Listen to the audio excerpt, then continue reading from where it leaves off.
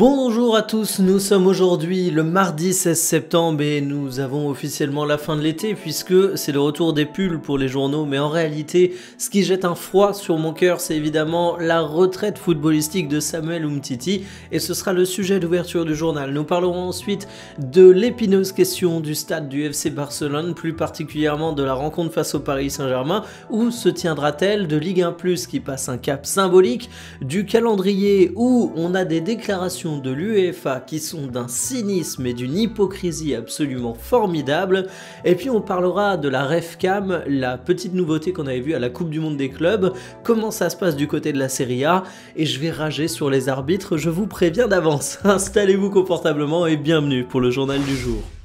Qu'est-ce qu'on retiendra de la carrière de Samuel Umtiti? À 31 ans, il prend sa retraite footballistique alors qu'il n'avait plus de club suite à son passage fantomatique au LOSC. En fait, à Lille, c'est simple, en 2 ans, il a joué seulement 13 matchs, autant vous dire qu'il était complètement disparu dans l'infirmerie.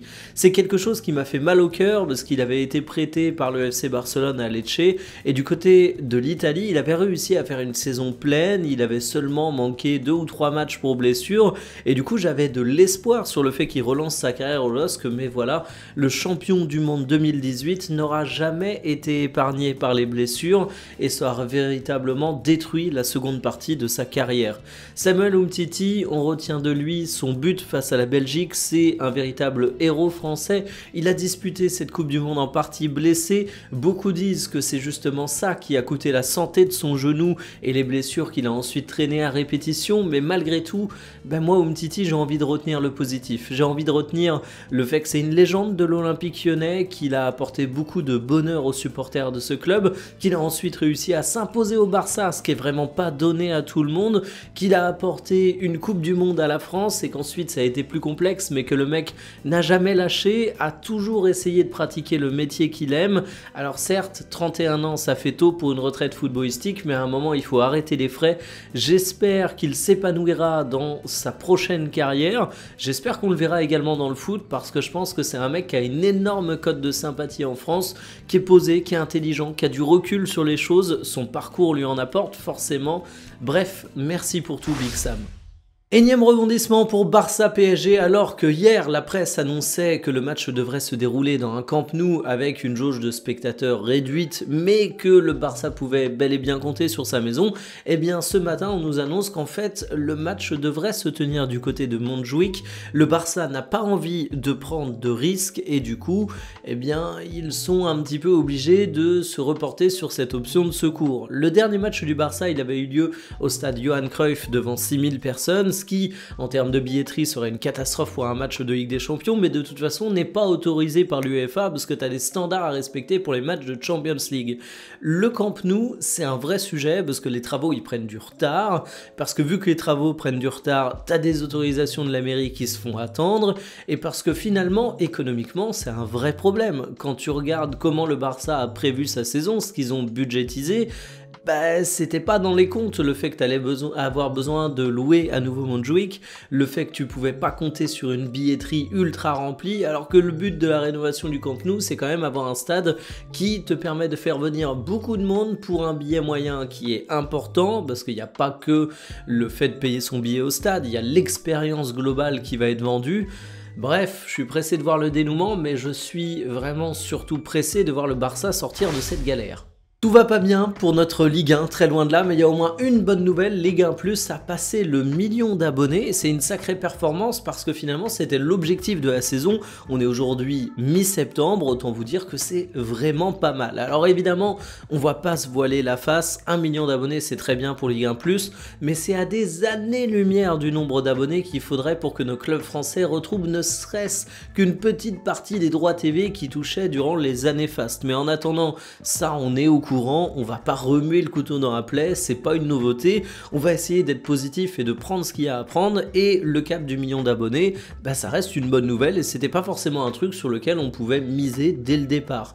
En fait, moi ce que j'ai envie de retenir, c'est que quand tu proposes la diffusion de la Ligue 1 à un prix décent, quand tu as un petit peu de lisibilité dans l'offre, quand, pour dire les choses très franchement, t'arrêtes de te foutre de la gueule des spectateurs, t'as un public qui répond présent, t'as un public qui a envie d'aider le football français français, qui aime le football français, qui a envie de suivre le football français. Donc j'espère que ça va le faire pour la suite, mais bon, je le redis, à long terme, pour moi Ligue 1+, c'est juste le moyen de revaloriser la Ligue 1 pour aller voir dans 1 an, 2 ans, peut-être maximum 3 ans, un diffuseur traditionnel. C'est l'hypocrisie la plus totale. Asseyez-vous messieurs dames parce que franchement il faut être prêt à encaisser ça. La FIFPro et l'UEFA dénoncent la surcharge des calendriers et appellent au dialogue pour la santé des joueurs. Alors évidemment la FIFPro, il n'y a pas d'hypocrisie, c'est le syndicat qui représente les joueurs, ils sont dans leur rôle. Mais alors l'UEFA qui dit ça, c'est vraiment l'hôpital qui se fout de la charité parce qu'on rappelle que la Ligue des Champions et sa nouvelle formule ajoutent des matchs et est en partie responsable de la surcharge de ces calendriers. Alors pourquoi l'UEFA et ses férines disent ça? Eh bien tout simplement parce qu'ils visent les rencontres internationales et on le sait, le football de nation, il embête, je vais dire ça pour être poli, le football de club. C'est quelque chose qu'on respecte, hein. L'UEFA va dire que c'est l'âme du football, mais c'est un peu le « non mais je l'aime bien, il est gentil » avant de t'assassiner en disant que jamais tu te mettras avec cette personne. Eh bien là c'est la même chose, le football de nation il est gentil, mais au bout d'un moment le roi c'est le business, et le business il est du côté du football club.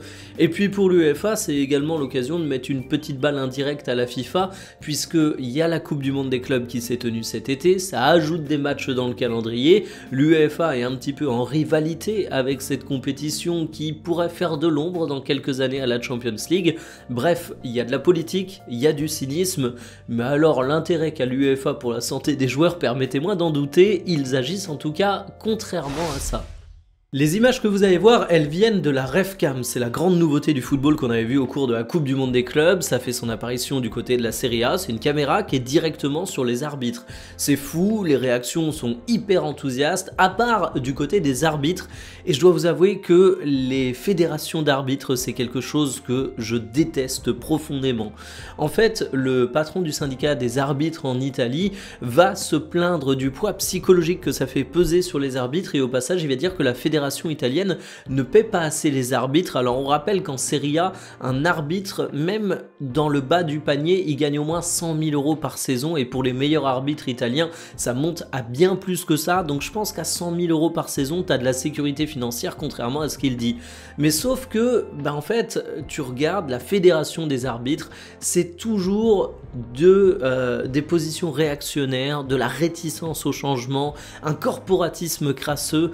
Oui, évidemment, une caméra sur les arbitres, ça met une pression parce qu'on voit leurs erreurs, mais au bout d'un moment, il faut aussi assumer le métier d'arbitre. Oui, il y a des erreurs dans le monde de l'arbitrage, mais ne pas les montrer, c'est pas la bonne solution.